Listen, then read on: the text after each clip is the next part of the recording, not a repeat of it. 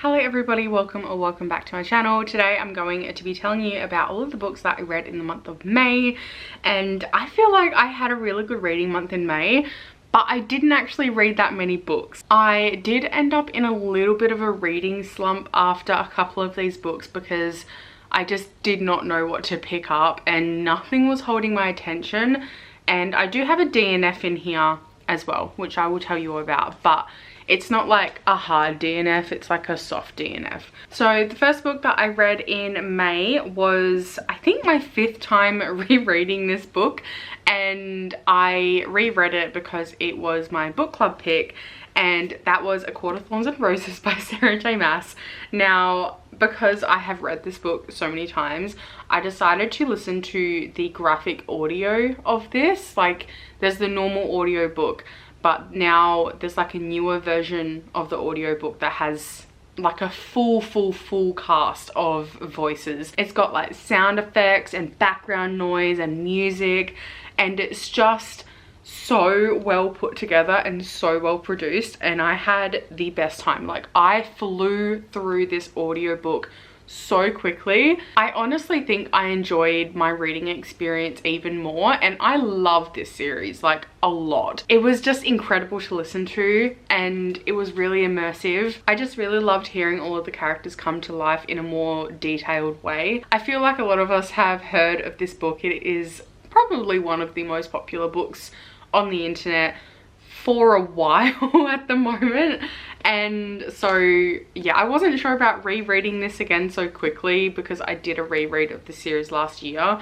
but I love this series so much. That was a really easy read, and then after that I didn't know what to listen to on audiobook because that was just such a phenomenal experience that I really wanted to listen to something that was still like really enjoyable to listen to and that I still really enjoyed the voices for. I ended up reading Ruthless Vows by Rebecca Ross, and this is the second and final book in the Divine Rivals duology, and I really liked this book. I really enjoyed this duology as a whole.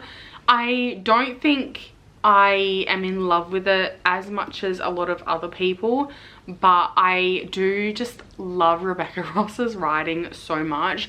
It is so beautifully put together and well crafted. This series is basically about two people who work for the same newspaper company, and they're like academic rivals, so to speak. They're not really, but you know, that's the marketing for it. So Iris and Rowan, they are sort of in a little competition with each other to try and get the same promotion, and then they end up getting involved in the war that is going on between gods. Then a romance begins to bloom between the two as well throughout the story, and in the background you have this war that's going on. A lot of people call this fantasy romance, and I would say take that with a grain of salt if you haven't read these yet. Like, this can't be compared to ACOTAR fantasy romance. Like, it's not that same sort of vibe. It's more just like a romance with a fantasy plot going on in the background. That's how it felt to me anyway. But in the second book, it was more heavy on the fantasy and the lore and everything, and I really enjoyed that.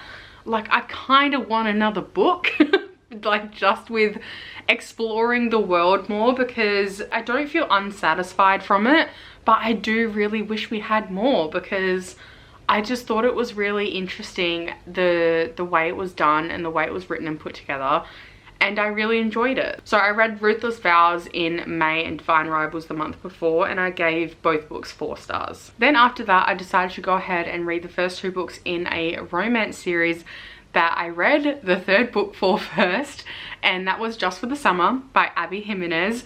I read this like the previous month, and I have a vlog about it with all of my reactions. Just for the Summer destroyed me in every imaginable way possible. Like, I'm obsessed, and so naturally I had to pick up Part of Your World and Yours Truly. I do see why people say that you should read these 2 before reading Just for the Summer, although I still feel like I got so much out of Just for the Summer.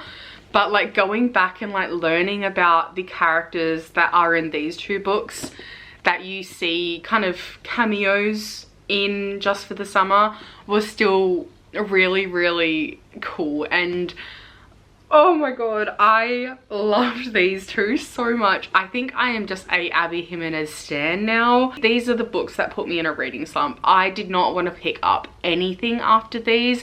I was really struggling because I just wanted to pick up like books set in this world again. And so Part of Your World follows Alexis and Daniel. Alexis is a ER doctor and she's part of this like Montgomery family legacy at her hospital, and so she's feeling all of this pressure from her family. And then Daniel is from a small town a couple of hours out. Daniel kind of has his own legacy to meet as well and to stand up to, but I guess the pressures are slightly different for each of them, but they are very similar. They end up having a little meet cute when Alexis's car breaks down and Daniel ends up helping her. They live, you know, an hour or two away from each other, but they're still trying to make it work.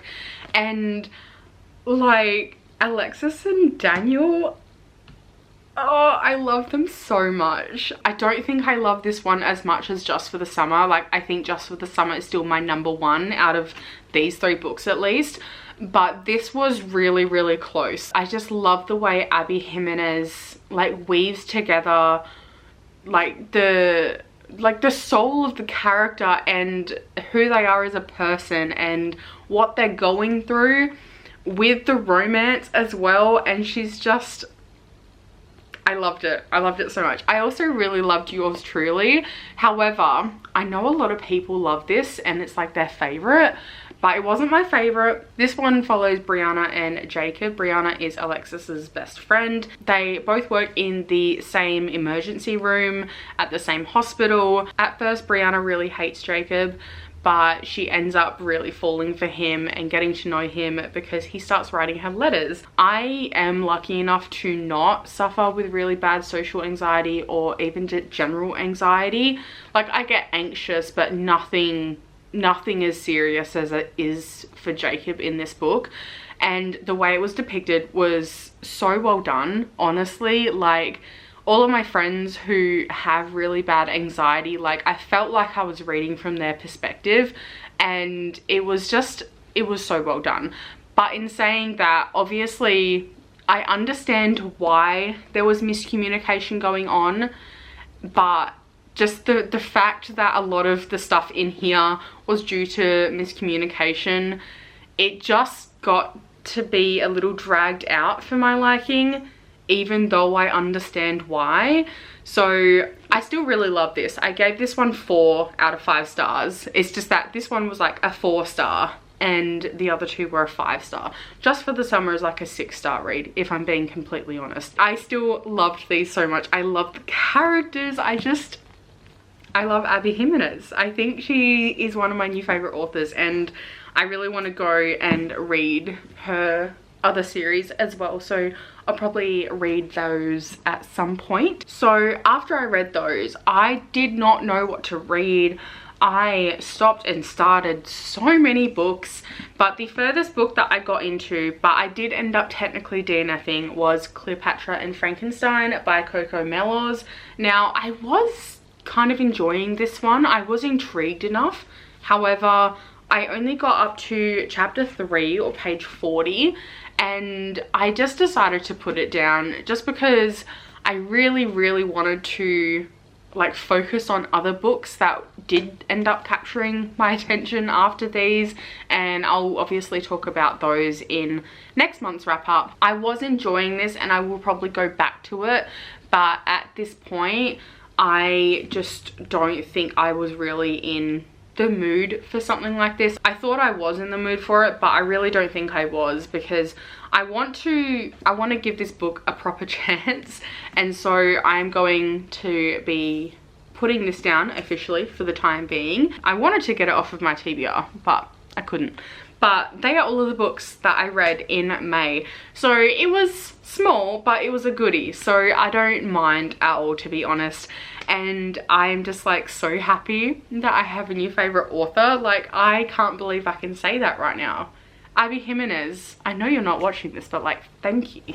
Thank you so much. That is it for this video though. Let me know down in the comments below if you read any of these books or what you did end up reading in the month of May. I'd love to hear it. If you enjoyed this video, please give it a thumbs up and subscribe down below as well. It would really help me out. But thank you so much for watching. I hope you have a fantastic day or night wherever you are, and I'll see you all next time. Bye.